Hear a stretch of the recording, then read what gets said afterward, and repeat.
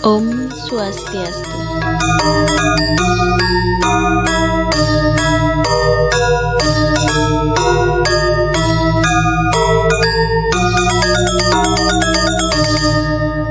Perkenalkan, nama Ibu Nyoman Ayu Aristia Dewi. Ibu merupakan guru agama Hindu di SMA Negeri 1 Tejakula. Pada kesempatan ini, Ibu akan menjelaskan KD.5, yaitu memahami ajaran catur asrama.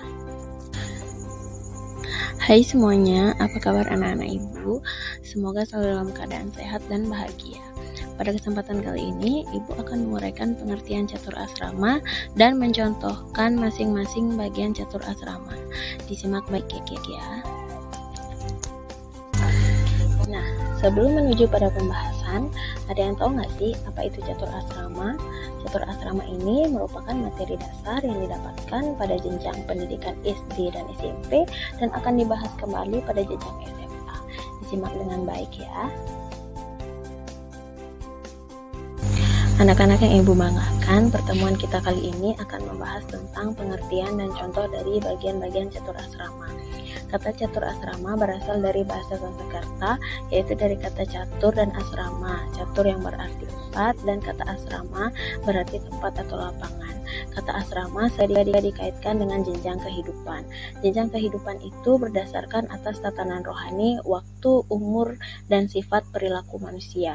Adanya 4 jenjang kehidupan dalam ajaran agama Hindu dengan jelas memperlihatkan bahwa hidup itu diprogram menjadi 4 fase dalam kurun waktu tertentu. Tegasnya, dalam satu lintas hidup diharapkan manusia mempunyai tatanan hidup melalui 4 tahap program itu dengan mewujudkan hasil yang sempurna.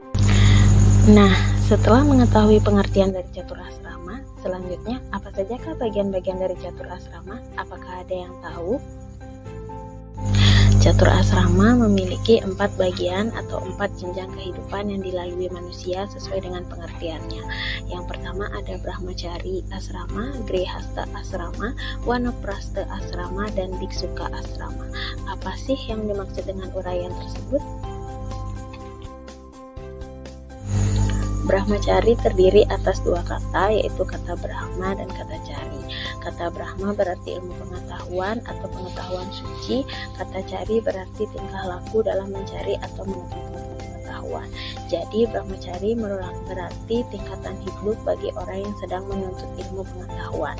Di dalam tingkatan Brahmacari ini, guru mendidik para siswa atau murid dengan petunjuk kerohanian, kebajikan, amal, pengabdian, dan semua itu didasari oleh dharma atau kebenaran.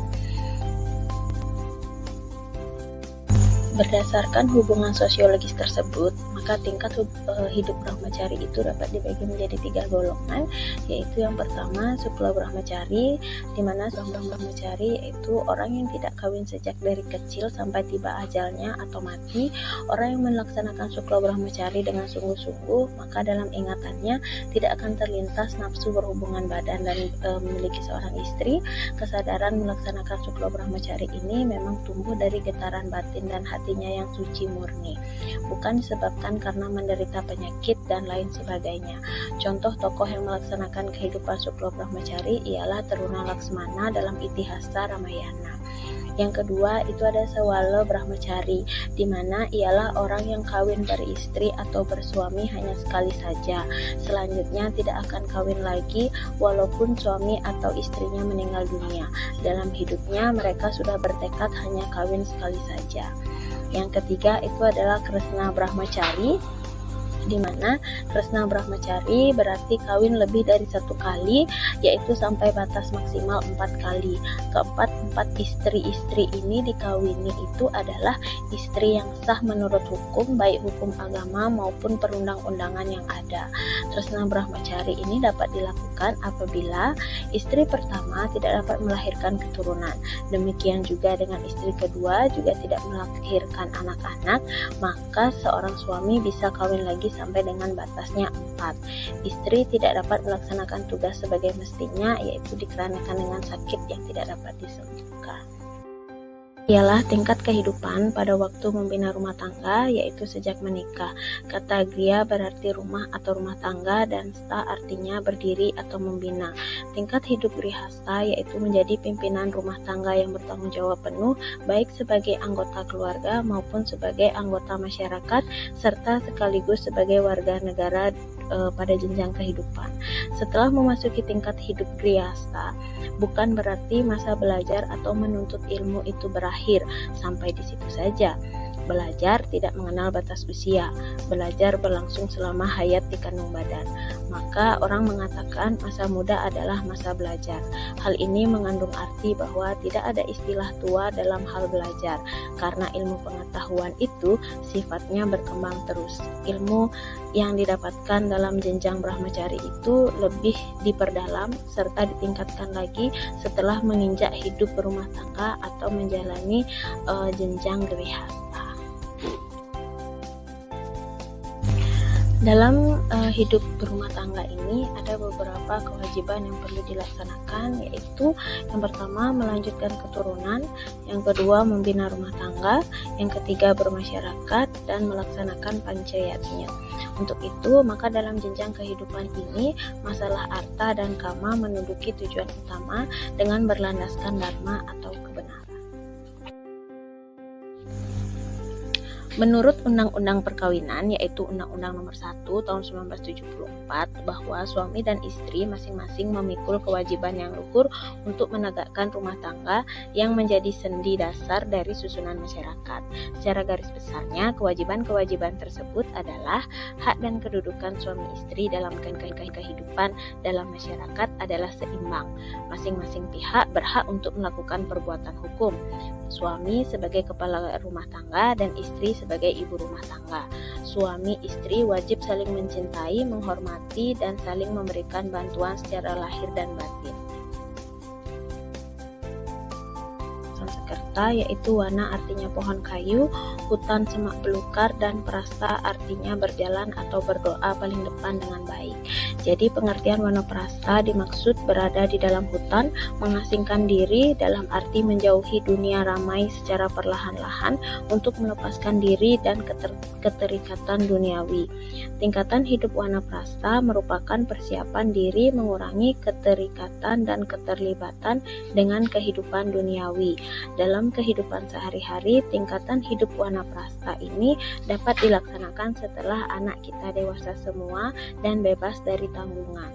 Wanaprastha adalah jenjang kehidupan untuk mencari ketenangan batin dan mulai melepaskan diri dari keterikatan terhadap kemewahan duniawi.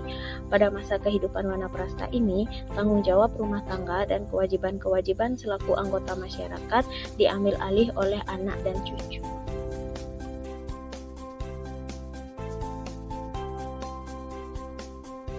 Adapun manfaat menjalankan hidup wanaprastha yaitu adalah 1. Untuk mencapai ketenangan rohani, 2. Memanfaatkan sisa-sisa kehidupan di dunia ini untuk mengabdi dan berbuat amal kebajikan kepada masyarakat umum, melepas segala keterikatan terhadap ikatan duniawi. Biksuka juga sering disebut dengan sannyasin. Kata biksuka berasal dari kata biksu, sebutan untuk pendeta Buddha. Biksu artinya meminta-minta. Jadi biksuka ialah tingkatan kehidupan yang lepas dari ikatan keduniawian dan hanya mengabdikan diri kepada Hyang Widi dengan jalan menyebarkan ajaran-ajaran kesusilaan. Dalam pengertiannya sebagai peminta-minta dimaksudkan ia tidak boleh memiliki apa-apa dalam pengabdiannya kepada Ida Sang Hyang Widi, dan untuk makannya pun ditanggung oleh murid-murid pengikutnya atau umatnya sendiri. Dalam pengertiannya sebagai sannyasin dimaksudkan meninggalkan keduniawian dan hanya mengabdi kepada Sang Hyang Widi dengan memperluas ajaran-ajaran kesucian. Bagi orang yang telah menjalankan hidup biksuka akan mencerminkan suatu sifat atau tingkah laku yang baik serta bijaksana. Orang biksuka akan selalu memancarkan energi positif dan bahagia.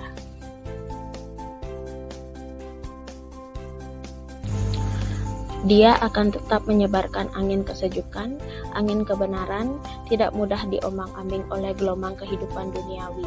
Dia telah mampu menundukkan musuh-musuh yang ada dalam dirinya seperti Tipu, Sapta Timira, Satatatayi, dan Trimala. Anak-anak yang Ibu banggakan, dari penjelasan tadi dapat kita simpulkan bahwa di dalam agama Hindu ada 4 jenjang kehidupan yang harus dilalui dan dijalani yang disebut dengan catur asrama agar kita sebagai manusia dapat menjalani kehidupan dengan tahapan yang tepat dan melalui kehidupan dengan tertata. Jadi sekian dahulu pembelajaran hari ini, semoga kita semua dapat mengambil makna dari materi catur asrama ini sebagai tuntunan dalam menjalani hidup. Sekian dan terima kasih. Ibu tutup dengan Paramasanti. Om Santi Santi Santi Om.